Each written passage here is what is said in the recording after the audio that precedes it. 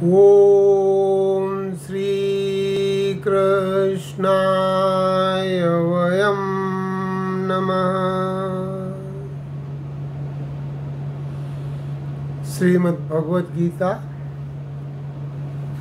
हम छठा अध्याय शुरू कर रहे हैं। आज ज्येष्ठ माह की अमावस्या है, गुरुवार का दिन है और 10 जून 2021। इससे सुंदर समय इस अध्याय को शुरू करने का नहीं हो सकता है। इस अध्याय का नाम आत्म संयम योग है और समस्त टीकाकारों ने छठे अध्याय को गीता का महत्वपूर्ण अध्याय कहा है।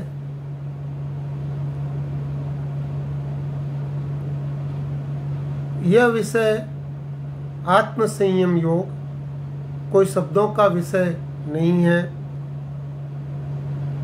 जैसे कि कोए को चंद्रमा की कोई पहचान नहीं हो सकती है, वैसे ही सामान्य जन जो विषयों में आसक्त हैं इस अध्याय की महिमा को नहीं जानते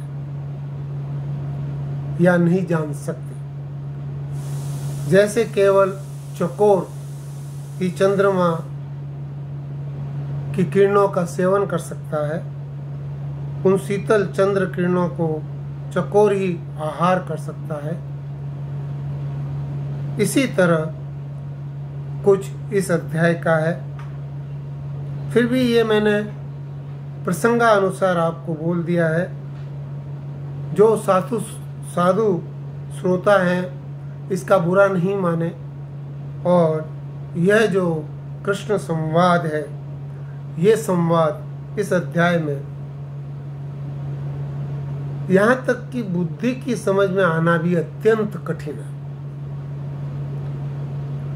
फिर भी शब्दों द्वारा अभिव्यक्त करना कुछ हद तक संभव हो सकता है।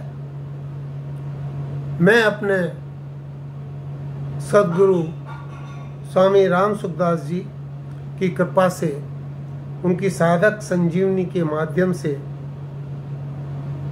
और रामाधार जी के आशीर्वाद से स्वामी चिन्मयानंद जी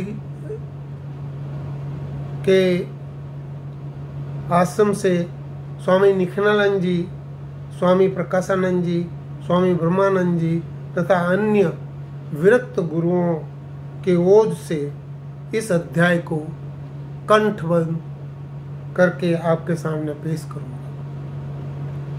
देवी सरस्वती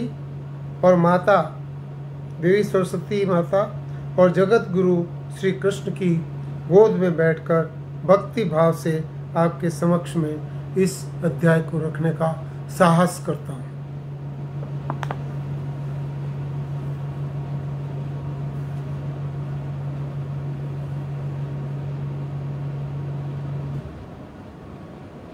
इस अध्याय की मोहकता के समक्ष सुगंध भी हल्की पड़ जाएगी। सुनो, इसकी रसातल की महत्ता अधिक है, इतनी अधिक है कि सर्वेंद्रियां भी, इसके अंदर भी जीवा निकल जाएगी। ये संत ज्ञानेश्वर जी बोल रहे हैं, उसका मैं बता रहा हूँ कि सर्वेंद्रियों की भी जीवा निकल जाएगी और समस्त इंद्रियां परस्पर इनमें कलह उत्पन्न हो जाएगा। सहज देखा जाए तो यह शब्द केवल कानों का विषय है, परंतु जीवा जो बोलेगी वह शब्द मेरा रस का विषय है। नासिका को ऐसा लगेगा कि इन शब्दों में कुछ सुगंध मिल रही है, सुगंध हो तो अच्छा हो जाता। और यदि यह शब्द अनुक्रम से रस और सुगंध बन जाएगा।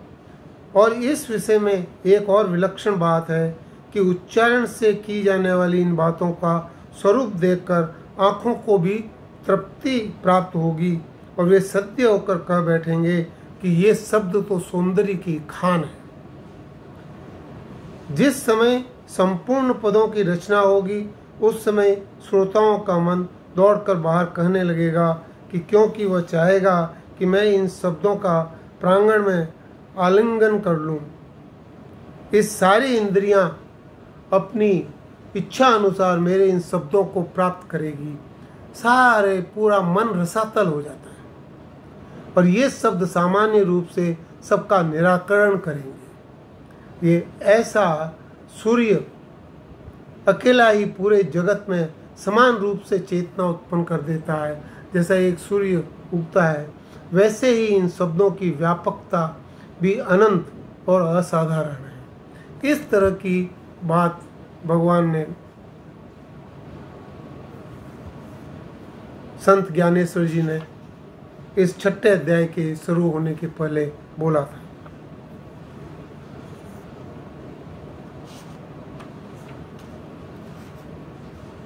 हम इससे पहले कि अध्याय का आगे का पहले श्लोक का प्रवचन स्टार्ट करें उसके पहले हम ये जानने की कोशिश करते हैं कि अलग अलग टीकाकारों ने इसके बारे में क्या कहा है। आदि शंकराचार्य जी ने कहा कि ध्यान योग बहिरंग साधन है। ये भी एक अध्यात्म का बड़ा विशेष है। कई लोग कहते हैं कि बहिरंग कैसे है। बहिरंग इसलिए है कि आत्मा तक ये लोग पहुंच नहीं सकते। आत्मा के लिए जो हमको करना है उसके लिए ये बहिरंग साधन है। तो ये एक बहिरंग साधन है। बुद्धि में हम बात करेंगे तो इसमें इस पर आरूढ़ होने में समर्थ होने के लिए जो जब तक समर्थ नहीं हो सकता है, शंकराचार्य जी बोलते हैं उसको ग्रस्त धर्म के कर्मों को करते रहना चाहिए और उसे कर्म स्तुति बताया है। लोग वेदांत को लेके या अद्वैत को लेके यह कहते हैं कि अब तो हमें कुछ करने की जरूरत नहीं है। शंकराचार्य जी ने खुद ने बोला है इस अध्याय के शुरू में कि ऐसे लोगों को ग्रस्त कर्म करते रहना चाहिए और ये जो ग्रस्त कर्म है ये कर्म की स्तुति ही कहलाएगी। तो उसको बड़ी सावधानी से हमें करना चाहिए। ये शंकराचार्य जी आदि शंकराचार्य जी इस अध्याय के शुरू में बोलते हैं। अखंडानंद जी अपने बड़ी मस्ती में बड़ी बात बोल देते हैं। वो कहते हैं कि गृहस्थाश्रम का मत सन्यासी के लिए बहुत छोटा पड़ जाता है। सन्यासी जब सन्यास लेता है तो गृहस्थाश्रम को बहुत छोटा समझता है। यहाँ पर उन्होंने 2 एग्जाम्पल दिए। बोला एक सेठ जी हैं और सेठ जी को कोई बोले कि आप तो राजा के समान हैं, आपका आचरण, आपका व्यवहार, आपका सब कुछ एक राजा के जैसे है। तो इसके अंदर एक तो ये एग्जाम्पल दिया। दूसरा बोला कि सेठ जी धर्मात्मा हैं, इतना सब कुछ करते हैं, दान देते हैं, पुण्य देते हैं, ये जो पूजा पाठ और सब कुछ करते हैं, वो बहुत धर्मात्मा हैं और ब्राह्मण ही समझना चाहिए उनको। तो यहाँ पर प्रश्न ये पूछता है कि वैश्य से राजा श्रेष्ठ है या वैश्य श्रेष्ठ है, या वैश्य से ब्राह्मण श्रेष्ठ है। तो ये जो प्रश्न है ये प्रश्न किसी मतलब का नहीं है, क्योंकि यहाँ किसी 2 चीजों को कंपेयर नहीं किया गया है। यहाँ पर तो मतलब ये है कि सेठ जी की प्रशंसा के लिए ये सब कुछ बोला गया है। कि वो राजा के समान है या वो ब्राह्मण के समान है। इसलिए इसके अंदर भाव यही है कि सेठ जी के अच्छे के लिए ये सब बोला गया है। तो ये जो चीज़ है ये हमको इस अध्याय के अंदर समझना पड़ेगा, क्योंकि भाषा चूक जाएगी, भाषा वो बात नहीं कर पाएगी जो इसका मतलब है। तो इसका मतलब जो है उसको मतलब को हमें समझना पड़ेगा और भाषा के बीच में हमको उसके अर्थ को समझना पड़ेगा।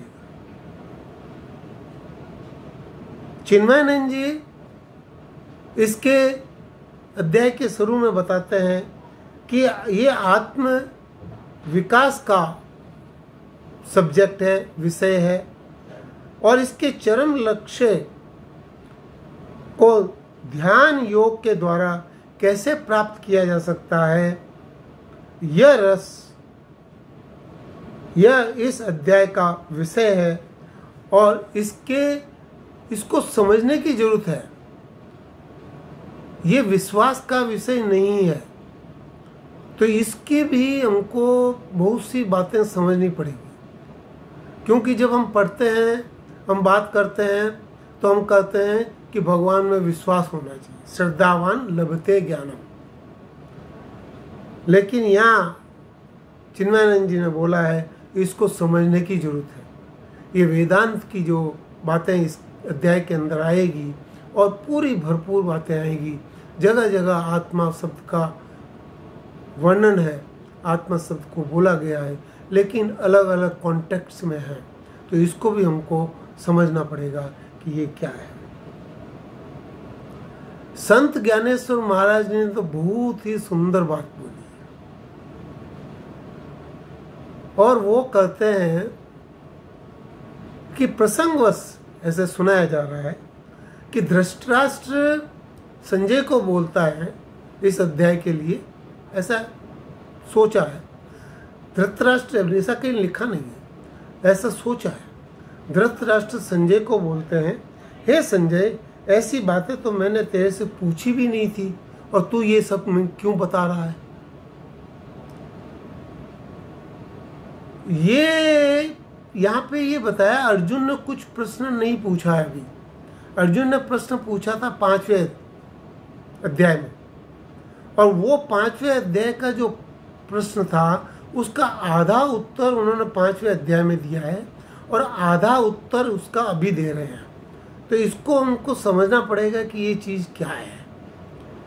तो यहाँ पर ज्ञानेश्वर महाराज जी बोल रहे हैं कि धृतराष्ट्र के मन में तो पुत्र मोह, उसके अंदर ही उसका मन पागल हो रहा था, नहीं तो वो यथार्थ कृष्ण का ये उपदेश जो इतना चित्त को आकर्षक करता है, उसको वो कैसे समझ पाएगा। आखिर है तो जन्मांध।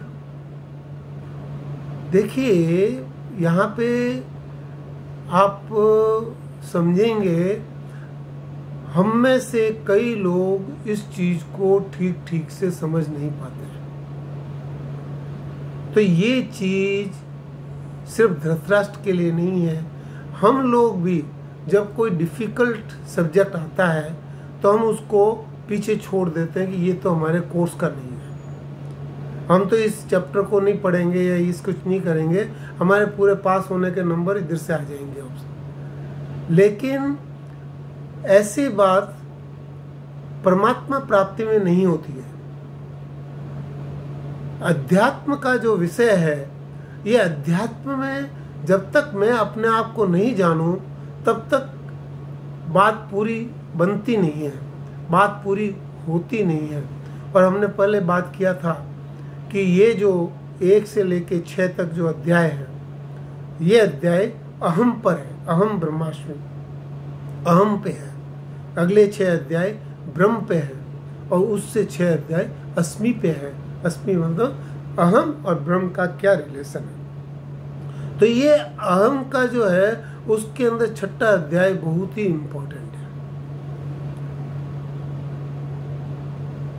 ज्ञानेश्वर महाराज जी बोल रहे हैं कि जैसे क्षीर सिंधु में अमृत मिला, बहुत सारी धन मिला, गाय मिली, पेड़ मिला, सब कुछ मिला, हाथी मिला, लेकिन उसके बाद में जो अमृत मिला, ये अमृत के लिए ही तो ये सारा समुद्र मंथन किया गया था। बाकी सब चीजें तो गौण हो जाती है उसके सामने।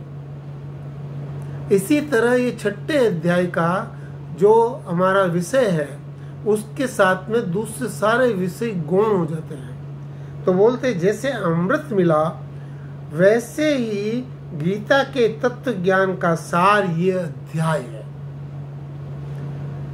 गीता के तत्व ज्ञान का सार ये अध्याय है। ये कौन बोलते हैं? संत ज्ञानेश्वर। हम इस अध्याय को उन महान पुरुषों की लिखी हुई बातों से ही समझ पाएंगे, क्योंकि इसमें हमारा अनुभव जीरो है। तो संत ज्ञानेश्वर महाराज जी बोल रहे हैं कि क्षीर सिंधु में जैसे अमृत मिला, वैसे ही गीता के तत्व ज्ञान का सार ये अध्याय है। और उसमें आगे और विलक्षण बात बोल रहे हैं। क्या बोल रहे हैं? कि यहाँ पर प्रकृति आके स्तब्ध होके बैठी है। माया, प्रकृति माया, इस अध्याय में माया का कहीं कोई स्थान नहीं है। माया कुछ नहीं बोल रही है, वो स्तब्ध होके बैठी है, उसकी प्रेजेंस है। बोले ये प्रकृति यहाँ पर इस अध्याय में स्तब्ध होकर बैठी है, और तो और वेदों की बोलती बंद हो गई है। ये जो वेद है और जो उपनिषद है, उनके बारे में ये कौन बोल रहा? संत ज्ञानेश्वर बोल रहे हैं। यहाँ पर इस अध्याय में वेदों की बोलती बंद हो गई है, और गीतावली, ये गीतावली जैसे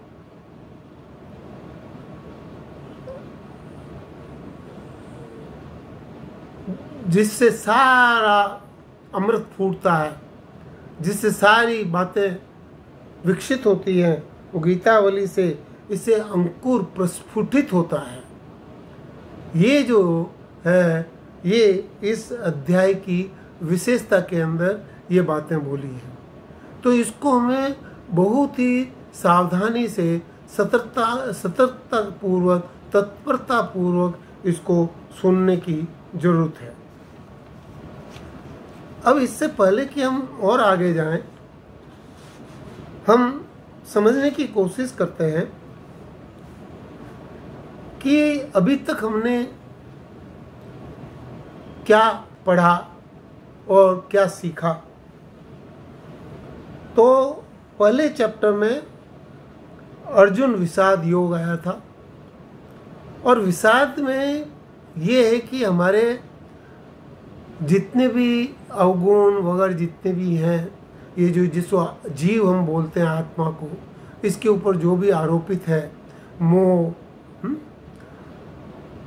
द्वंद्व जितने भी हैं, इसके अंदर भी हम परमात्मा की प्राप्ति कर सकते हैं। विषाद योग, उसके अंदर भी हम परमात्मा की प्राप्ति कर सकते हैं। मैं वापस उसमें नहीं जाना चाहता, लेकिन उसके अंदर आपको ये समझना पड़ेगा। दूसरा अध्याय था सांख्य योग। सांख्य योग का है ज्ञान। अज्ञान को नाश करने के लिए ज्ञान ही एक चीज है जिससे अज्ञान का नाश हो सकता है। अज्ञान का नाश करने के लिए भगवान ने दूसरे चैप्टर में सांख्य योग के बारे में बताया, और उसमें कर्म योग का विस्तृत वर्णन दिया।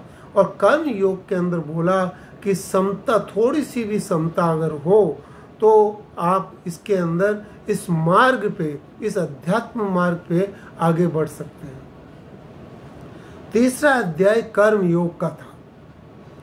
हमने जब इसका विवेचन किया था तो हमने बताया था कि ये अध्याय एक्चुअली कहलाना चाहिए अध्यास निवारण योग या विज्ञान योग। जैसे ज्ञान योग, सांख्य योग, ज्ञान योग, तो इसको विज्ञान योग बोलना चाहिए, क्योंकि इसमें 5 तरह के मुख्य अध्यासों का निवारण किया गया है। तो ये जो तीसरा चैप्टर था ये अध्यास निवारण का है। इससे कर्म को ठीक ठीक ढंग से हम कर सकते हैं, इसलिए इसका नाम कर्म योग रखा गया था। उसके बाद में हम चौथे अध्याय में आए थे। तो चौथे अध्याय में शरीर और ये इंद्रियां इसमें विशेष करके, और इसमें ये बात आती है कि इन सारी इंद्रियों में जब ये कर्म करती है तो इनमें ज्ञान की विशेषता होती है, और इन इंद्रियों को कंट्रोल करने के लिए ज्ञान कर्म संन्यास योग। तो ये जो चौथा अध्याय था ये ज्ञान कर्म संन्यास योग का था, लेकिन इसमें मुख्यतः बात जो हुई थी वो कर्म योग की बात हुई थी, और यज्ञ के 12 तरह के यज्ञ इसमें बताए गए थे, और इसमें इंद्रियों को कैसे संयमित करना है ये जो चीज़ है ये चौथे अध्याय के अंदर बताई थी। 5वें अध्याय में कर्म संन्यास योग है। हमने विस्तृत बात करके ये समझने की कोशिश की थी कि मन ही एक स्थान है जहाँ पर ज्ञान नहीं है, वहाँ सिर्फ कर्म है। इंद्रियां मन को बात करती है, मन बुद्धि से बात करता है, और बुद्धि अंतःकरण में बात करके फिर मन को बताती है, और उसके हिसाब से मन अपना इंद्रियों को बताता है। जैसे रथ के अंदर एक सारथी बैठा होता है, वो इंद्रियों को कंट्रोल करके सारथी उन इंद्रियों को चलाता है, और पीछे बुद्धि बैठी है। तो ऐसे ही ये मन के पीछे बुद्धि बैठी हुई है, और मन इस पूरे रथ को चला रहा है। तो ये जो है ये मन को कैसे शांत करना है, ये कर्म संन्यास योग, इसको मनोयोग भी बोल सकते हैं। और ये जो चीज़ है ये हमने 5वें अध्याय के अंदर इसका विस्तृत वर्णन विवेचन हमने किया था। और अब ये आत्म संयम योग है। आत्म संयम योग, इसको देखें तो हम थोड़ा सा तीसरे अध्याय की तरफ चलते हैं, और तीसरे अध्याय के अंदर आखिर में 2 श्लोक आते हैं, 42 और 43 श्लोक। इंद्रियाणि प्रणाहार इंद्रियेभ्यः परं मनस्तु परा बुद्धि यो बुद्धे परतस्तु सः एवं बुधे परं बुद्ध्वा सततत्यात्मा सततम व्या। एक मिनट,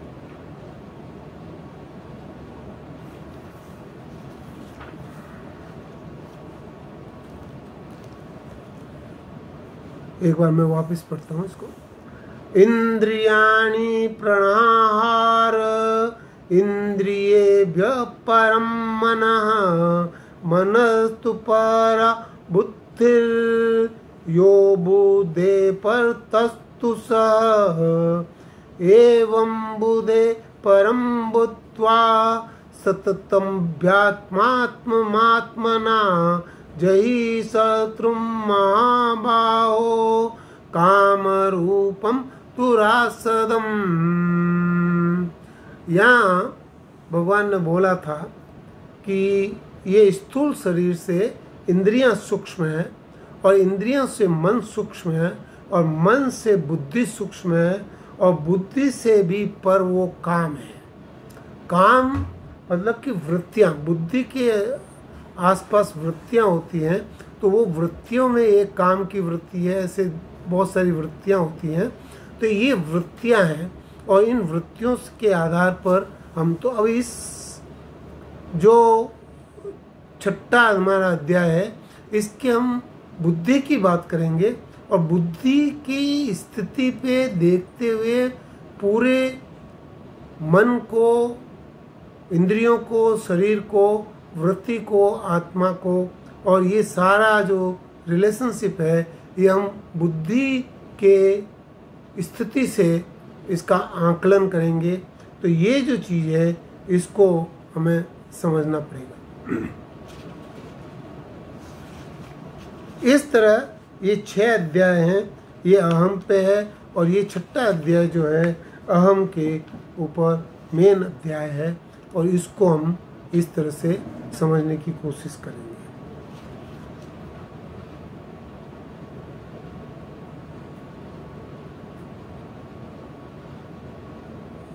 इसका पहला श्लोक हम पढ़ लेते हैं, इसको हम अगले प्रवचन में इसका विस्तार करेंगे। अभी हम इसको पढ़ लेते हैं। ओम श्री परमात्मने नमः। अथ षष्ठोऽध्याय। श्री भगवानुवाच। अनाश्रित कर्मफलं कार्यं कर्म करोति यः सन्न्यासी च योगी च न निर्घृण न चाक्रिय। अनाश्रित कर्मफलं कार्यं कर्म करोति यः सन्न्यासी च योगी च न निर्घृण न चाक्रिय। तो इसका हम विश्लेषण अगले प्रवचन में करेंगे। अभी हम इस वाणी को यहीं पर विश्राम दें।